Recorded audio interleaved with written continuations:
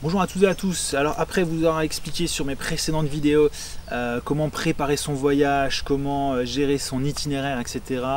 Je vais pas, alors aujourd'hui, peut-être pas vous dissuader de partir, mais en tout cas vous mettre un peu en garde parce qu'il n'y a pas que des avantages à partir en voyage, en vacances, à vélo.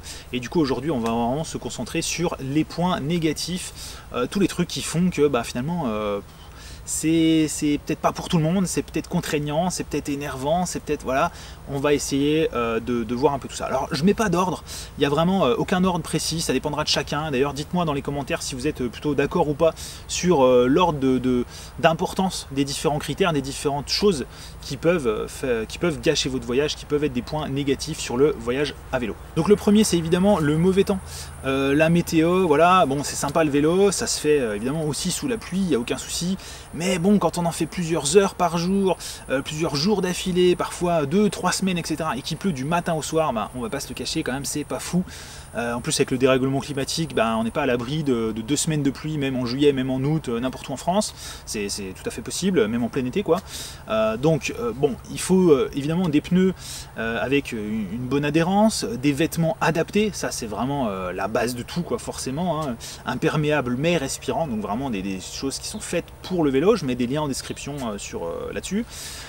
Des bagages étanches, évidemment, pour que toutes vos affaires restent parfaitement au sec. Aujourd'hui ça existe, il y a 10-15 ans c'était peut-être un peu compliqué. Aujourd'hui il y a vraiment des choses superbes qui sont faites, qui sont disponibles à des tarifs pas trop élevés. Donc vraiment profitez-en, prenez des sacoches étanches. Partez avec du matériel fiable. Si vous devez crever toutes les 5 minutes parce que vous avez des pneus un peu fragiles ou déjà bien usés, si vous déraillez tout le temps, etc., sous la pluie, tout va être pire. Le moindre défaut à vélo sera bien pire sous la pluie que sous le soleil.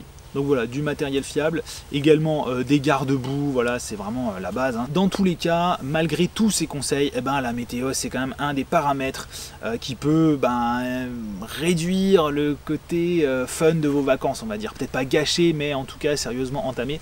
Malheureusement c'est le cas un peu partout. Si vous partez en vacances, même en avion à l'autre bout de la planète et qu'il pleut toute la journée et que vous vous baladez à pied et pas en vélo, ça va gâcher vos vacances. Si vous partez en voiture, en train, etc., ça va aussi nuire parce qu'on est toujours là pour faire des visites, pour sortir, pour prendre des photos, pour aller se promener un peu dehors, profiter, etc. Et du coup forcément quand il pleut c'est moins fun, mais encore plus peut-être quand on est à vélo. Alors deuxième truc un petit peu désagréable en vacances à vélo pour certains, ça ne concerne pas forcément tout le monde, c'est la quantité limitée de bagages. Alors évidemment, quel que soit le type de vacances, hein, qu'on parte en vélo, en voiture, en train, en avion, etc., on est toujours amené à prendre une partie de nos affaires, une partie de notre vie un peu, là, et à faire une sélection de ce qui nous sera utile et de mettre tout ça dans des sacs, dans des valises, etc. À vélo, on est forcément plus limité qu'en avion ou qu'en voiture, ou même qu'en train. On est vraiment limité sur le nombre d'affaires qu'on peut emporter. Si vous partez avec un porte-bagages et des grosses sacoches, voire une remorque, vous serez moins limité, mais quand même un petit peu. Mais si vous partez en bikepacking, donc avec plutôt un vélo léger, vélo de route, avec des petites sacoches, etc., ça peut être encore plus un problème, ça peut être un petit peu limite. Pour certains, ça peut être fun de se dire ok, je prends que le strict minimum, je suis en mode routes, etc., c'est fun et tout. Pour d'autres, ça l'est forcément moins. Surtout au début, hein, sur ces premiers voyages, on a toujours un peu peur de manquer de quelque chose, se dire ah ça je sais pas si j'en aurais besoin, je vais le prendre au cas où, etc. Et c'est vraiment ce genre de choses qui va remplir vos bagages de choses inutiles. J'ai d'ailleurs fait une vidéo à ce sujet où je montre justement tout ce que j'amène en vacances en bikepacking, donc en mode léger, en mode bikepacking, mais avec la tente, etc. Donc ça fait quand même pas mal de choses à emmener, mais ça passe sur un vélo de route. Bon là vous le voyez pas, il est derrière moi, mais ça passe sur un vélo de route avec des petites sacoches, donc voilà. Mais en tout cas évidemment c'est un des aspects un peu limitants du bikepacking, c'est la quantité de bagages qu'on peut amener. Troisième élément qui peut venir gâcher vos vacances, là pour le coup on peut le dire, c'est le risque d'accident. Et oui, on peut tomber à vélo, bon on a autant de chances d'avoir un accident en voiture, et en général c'est beaucoup plus grave qu'un accident à vélo, mais n'empêche que ça peut faire peur. Si vous partez en voyage à vélo, vous pouvez avoir peur de tomber, peur que quelqu'un vous fonce dessus, etc. Mais sachez que déjà si vous êtes sur des itinéraires sécurisés, les risques sont vraiment très très faibles. Au pire vous tombez à 10 km/h, vous faites un petit peu mal, ça va pas gâcher vos vacances comme un accident en voiture qui va potentiellement vous amener à l'hôpital. Donc voilà, le point important c'est d'être déjà sur des itinéraires sécurisés. Pour ça j'ai préparé une vidéo sur le sujet, comment préparer son itinéraire, et en particulier au niveau sécurité. Donc déjà si vous êtes sur des itinéraires sécurisés, ça ira déjà beaucoup mieux. quatrième élément, c'est fatigant et potentiellement ça peut faire mal aux muscles, aux fesses, etc. C'est fatigant de pédaler, pour certains c'est justement le but, pour d'autres c'est un truc qui peut inquiéter, hein, la forme physique, la fatigue, la répétition, mal aux fesses, mal aux articulations, etc. Donc il faut être un minimum en forme et il faut forcément pas prévoir trop de kilomètres par jour. J'ai également fait une vidéo à ce sujet, donc je vous renvoie vers cette vidéo. On peut également éviter les montées, hein, par exemple pour pas se faire souffrir si on n'a pas trop l'habitude, etc. Pour tout ce qui est mal aux fesses, ben c'est un peu une habitude à prendre. On en parlera dans une autre vidéo, je donnerai plein de conseils là-dessus. Il y a plein de choses pour éviter ça, mais globalement, une selle confortable, adaptée à votre physique, des cuissards, etc. Enfin voilà, il y a plein de choses à faire pour éviter de souffrir finalement à vélo. Cinquième élément, et là ça peut aussi vraiment gâcher vos vacances et c'est un peu spécifique au vélo, et bien c'est le vol. Le vol de vélo, c'est vraiment un fléau. On fait des vélos de plus en plus légers, ils valent de plus en plus cher et on doit prendre des antivols de plus en plus lourds pour vraiment réellement protéger nos vélos. Donc ça c'est un petit peu délicat. Et à ce sujet j'ai fait 2 vidéos là-dessus. Donc d'un côté quels sont les meilleurs antivols, le type d'antivol, les marques, les modèles, etc. Et de l'autre côté comment bien attacher ces antivols. Parce que c'est aussi un point important. Si vous avez un super bon antivol mais que vous l'attachez mal et c'est pas forcément si simple que ce qu'on pourrait croire, et bien du coup il y a des risques.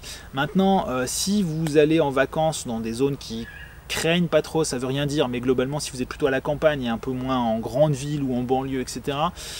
Si vous êtes dans la nature, encore mieux, et surtout si vous utilisez des antivols, des antivols de roue, des antivols de selle et un antivol en U pour le cadre, et bien franchement vous limitez vraiment le risque et au final ça ne vous fait emmener que un U.